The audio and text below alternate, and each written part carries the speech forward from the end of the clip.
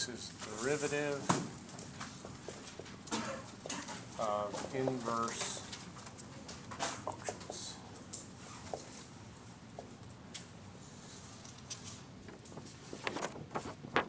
And we're going to have this theorem.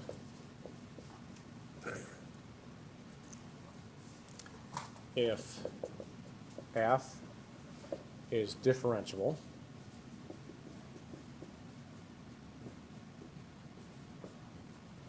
and f prime of x is never 0,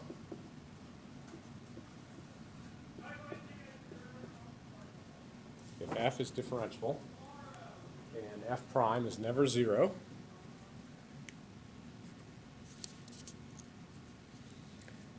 then three things happen. Number one, f has an inverse.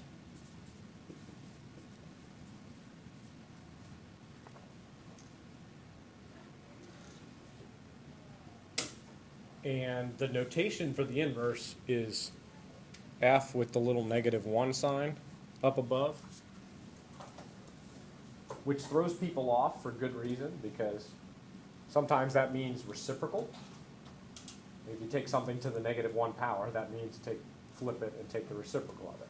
But if you take a function with a -1, it doesn't mean the reciprocal. It means the inverse. So somebody may have made a bad decision there to have this mean two different things. But here it means inverse. Okay, so if this stuff happens, then f has an inverse, and it's called f inverse. The second thing that happens is the inverse function is differentiable. So you can figure out the derivative of the inverse. And then perhaps the most important part of this is number 3. It's a formula on how to calculate the derivative's inverse. Okay, so the inverse's derivative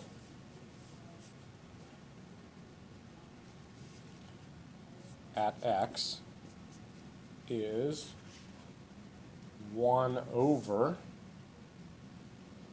f prime of f inverse of x.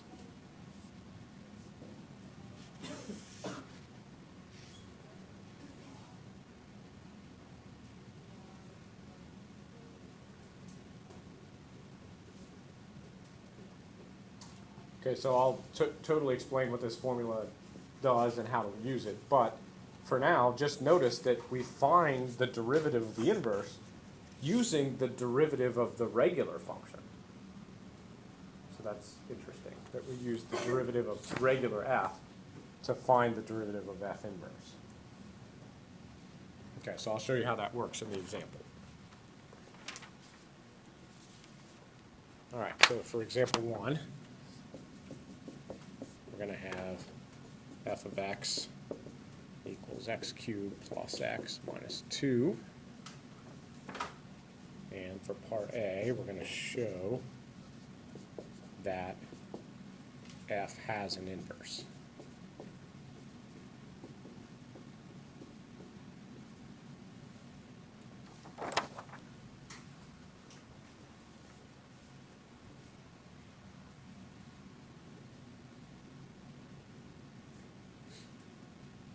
Okay, so in order to show that it has an inverse, we have to show, one way to do it would be to show that these things are true. So if f is differentiable, and if f prime is never 0, then this stuff's going to happen. So we're just going to verify and see if f is differentiable, and also see if f prime is never 0. Okay, so first, to show that f is differentiable, we're just going to do that informally. So plug f of x equals x cubed plus x minus 2 in your graphic calculator, just doing a graph of it.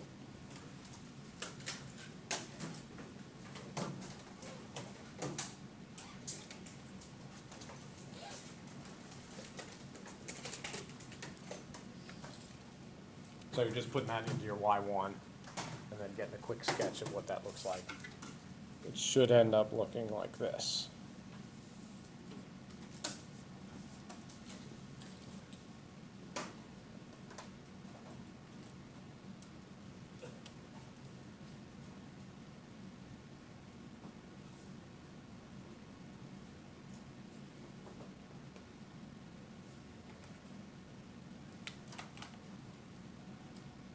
Okay, so again, this is informal, but if you look at the graph, how do you know whether it's differentiable or not? If you're looking at a graph, how can you tell if that's differentiable? Well, okay, maybe this will help. How do you know if it's not differentiable?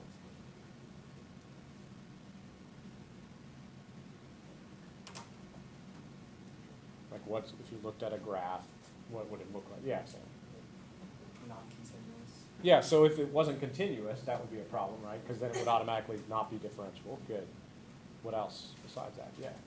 If it had a corner point, then it wouldn't be differentiable. Or if it had a vertical tangent, or the last one, if it had a cusp. So just looking at this graph, it doesn't have any vertical tangents or cusps or corner points. So that means that f is differentiable. So f is differentiable.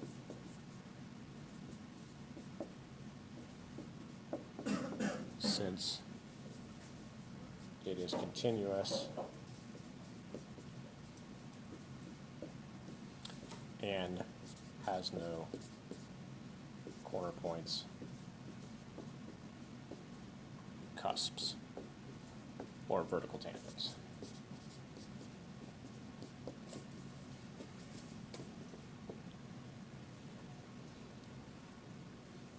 So usually we try to be more formal than this than just looking at the graph. But for today, it's fine to just look at the graph and say, okay, it is differentiable because the graph is a certain way. Okay, so that was the first requirement. F had to be differentiable, so we got that checked off. Now we also have to show that f prime is never 0. So we're going to take the derivative and see what the formula for f prime is. So f prime is 3x squared plus 1.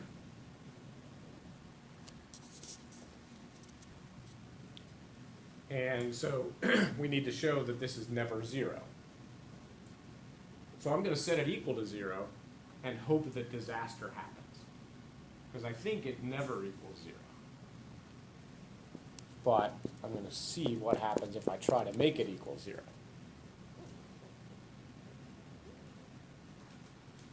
So then you subtract 1 to the other side. And then divide by 3. And then take the square root.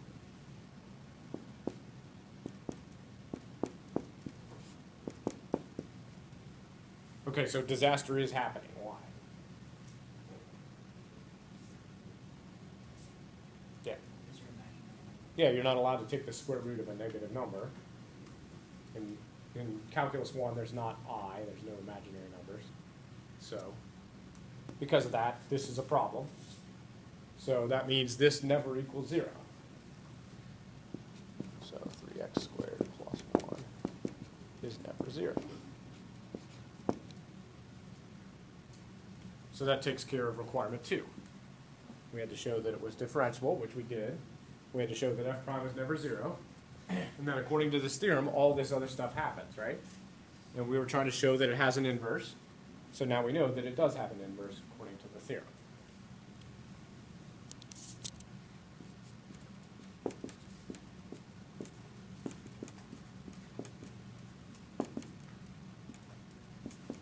So f has an inverse function.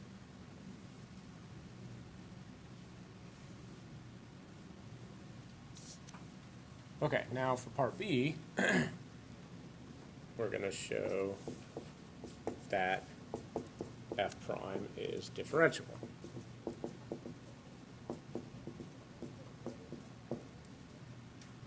Sorry, not f prime, f inverse is differentiable.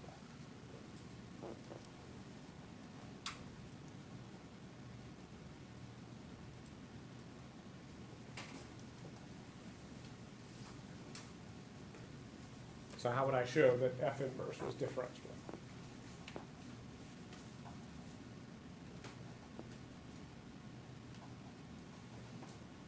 Yeah.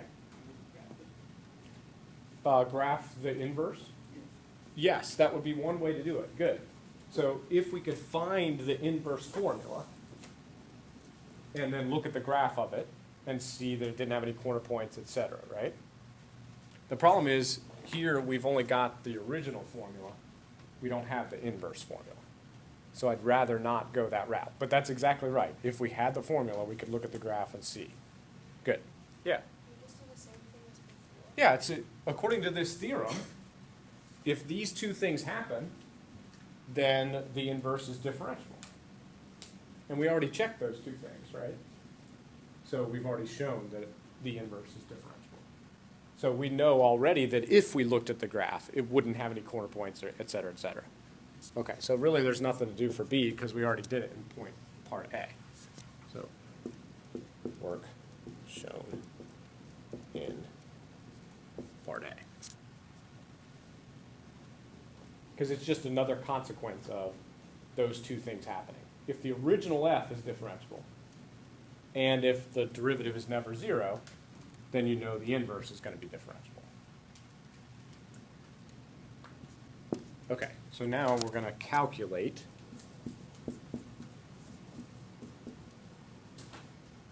F inverse's derivative. And we're going to calculate it at 8, I believe. I better look it up and make sure. Yes. Okay, so now from part B, we know that it's differentiable. So now we're going to actually find the slope of the inverse. The slope of the inverse at 8. And the formula that we learned over there, number 3, is how you calculate it. Okay, so according to that formula, the inverse's derivative is 1 over the regular derivative at F inverse of 8.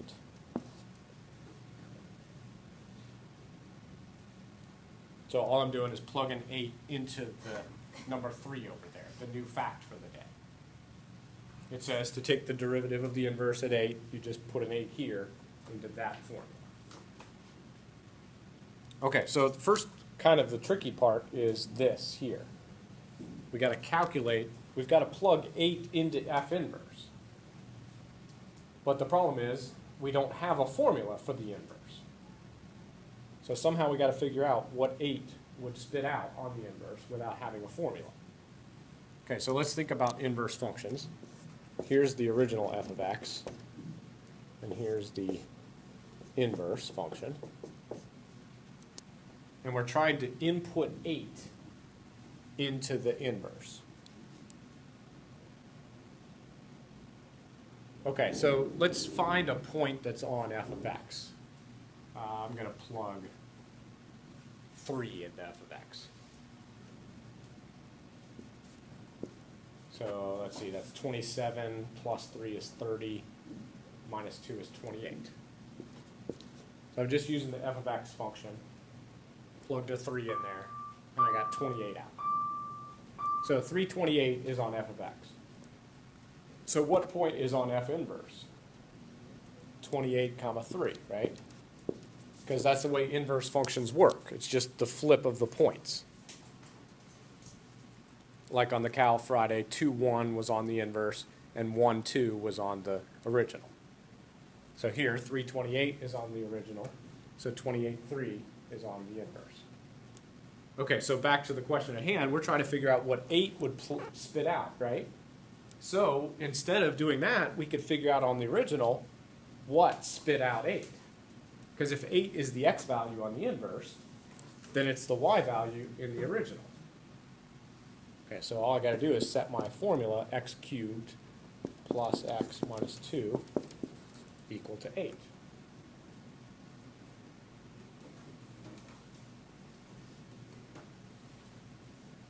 Okay, now this is hard to solve by hand. because it's got a cube in it and an x in it. So we're going to make it a calculator active problem. You already have this graph in your y1, right? So now you can go back to the graph and put this in your y2. So go to y equals. This is already in y1. And then put 8 in your y2. And then look at the graph.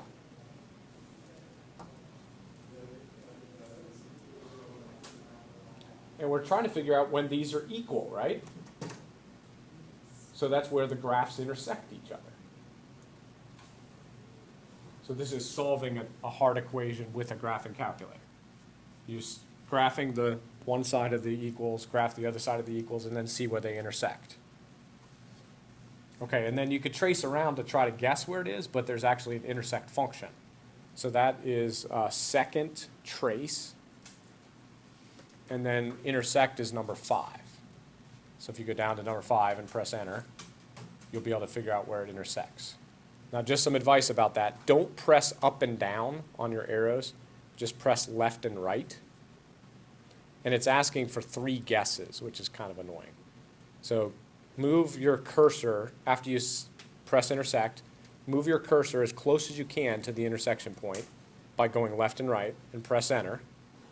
And then move again as close as you can for the second guess and press enter. And then for some reason it wants a third guess. And remember, don't go up and down, just go side to side, because for some reason the up and down arrows mess it up.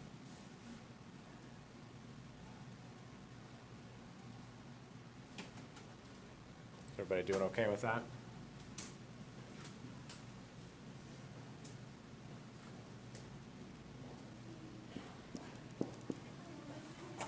So that came up on the cow on Friday too as well, which I think I had shown you the intersection function one time before, but it was a while ago. So anyway, what did you get for x? X comes out to 2. Okay, so that means that on f of x, we have the point 2 comma 8. So that means on the inverse, we have the point 8 comma 2. And so now we figured out that 8 spits out 2. So now this formula becomes 1 over f prime of 2.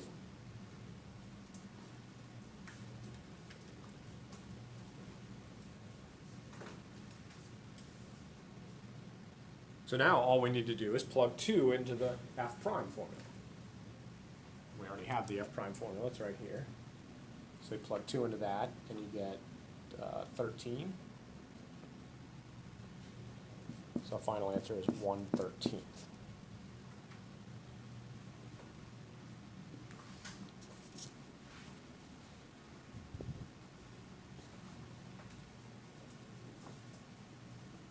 So what that means is, on the original graph, the f of x, we have the point 2 comma 8, and at that point the slope is 13, because we just plugged 2 into the derivative and we got 13. And then, so that's the original graph, f of x. And then we have the inverse graph, and we know on that graph we have the point 82, and the slope there is 1/13. And that's what this question was asking. What is the slope of the inverse at 8? And so that's why our final answer was 1/13.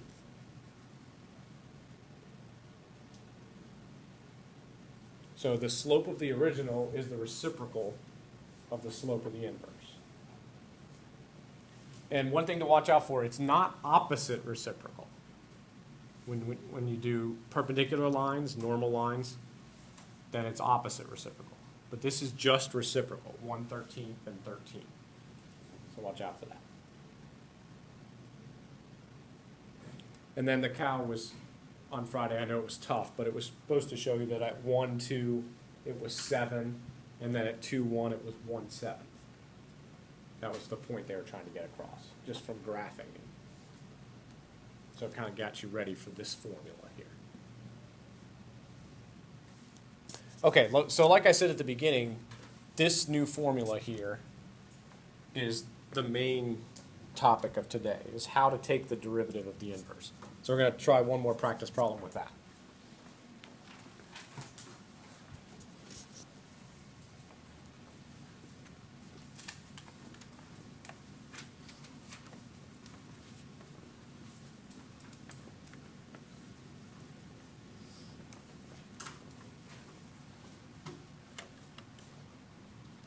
Okay, so this is example 2, and this time f of x is going to equal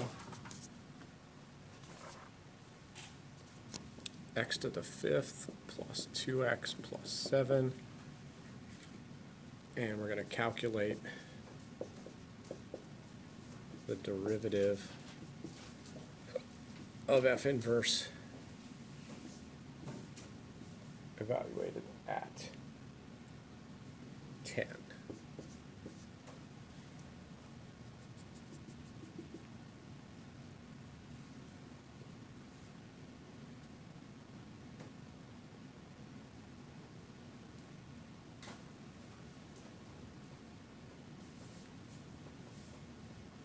Okay, so if we had a formula for the inverse, like Nathan had brought up earlier, then we could just take the derivative of that formula and plug 10 in. But on this problem, we don't have a formula for f inverse. We just have a formula for the original f. So the method is what we got down here in number 3. So this formula that we learned today, it's a way of finding the slope of the inverse without even having an equation for the inverse. It's using the equation for f to find the slope. Okay, and the way it works is it's 1 over f's derivative. So instead of using the inverse's derivative, we're using f's derivative. And it's the reciprocal of f's derivative. And then you just have to figure out at what point, and it's at the inverse of 10.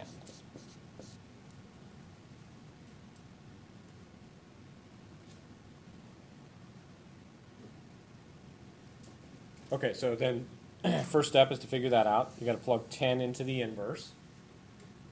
If you're plugging 10 into the inverse, that means 10 is the x value on the inverse. So it's going to be the y value in the original function. If it's x on the inverse, then it's y on the original. So that means I need to figure out when this equals 10.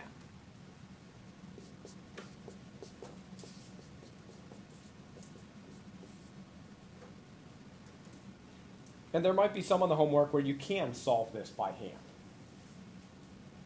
For example, if this was a square here,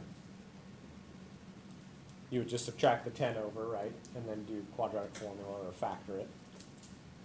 But since this is a 5th power, it's harder to solve. So we're going to practice the calculator way of solving. That's not to say that that all these problems have to be calculator active. So you put this into y1, and then you put that into y2, and you calculate the intersection point.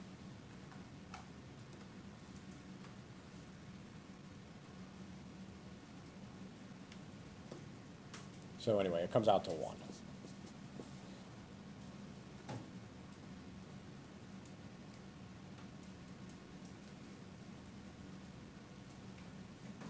So let me know if you have trouble with that. Again, my piece of advice is don't press the up and down arrows.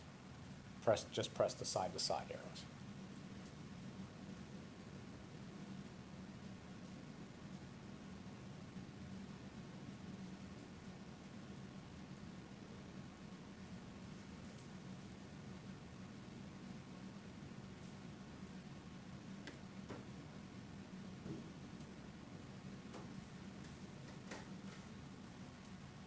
Is everybody doing okay with 1?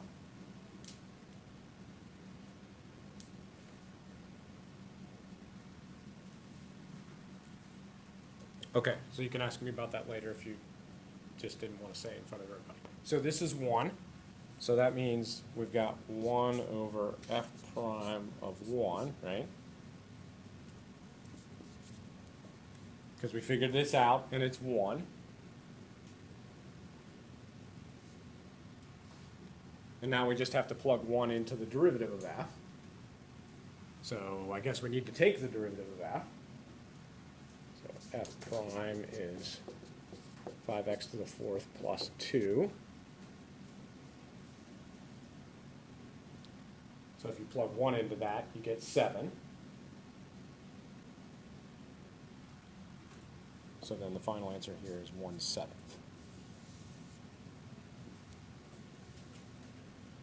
So what that means is on the inverse function, the slope at 10 is 1/7.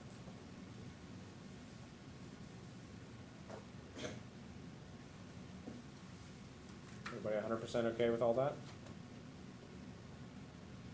Are you sure? We got plenty of time.